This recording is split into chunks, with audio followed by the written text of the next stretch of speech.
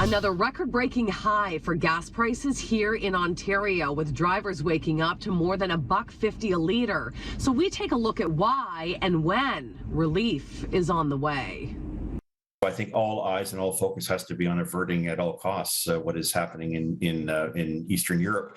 It was a bit of a shock for drivers pulling up to the pumps this morning as the price of gas once again hit a record high. Supply and demand issues and a weak Canadian dollar have been driving prices up over the last few months. And now energy price watchdog Dan McTagg says the Ukraine-Russia border crisis is a major concern.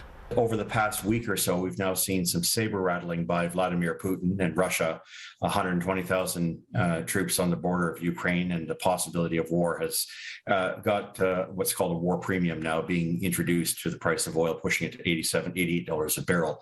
Bringing down the price at the pumps was one of the Premier's campaign promises back in 2018. In November, Ford reaffirmed his commitment to reduce the provincial portion of the fuel tax, saying the cut will be made before the budget is delivered at the end of March. We're the only government that's going to be reducing gasoline by 10 cents a litre.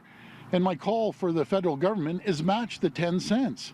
But with surging inflation and soaring costs of living, the Canadian Taxpayers Federation is calling on the Premier to act immediately. We really want to make sure that Premier Ford delivers on that and encourage him to do so as soon as possible, because 5.7 cents a litre doesn't always sound like a lot, but over the course of a year, if you're filling up a minivan and a sedan once a week as a family, that'll save you $390 over the course of a year, which pays for a couple of weeks of groceries. And McTagg says Ottawa has a role to play with the carbon tax set to increase in April. I think if government can be an ally here, it's maybe to put a temporary moratorium on some of these increases, at least in the short term, so that we can get beyond this inflationary hit that most of us are experiencing. That's really well beyond anything we've really seen since the early 1980s.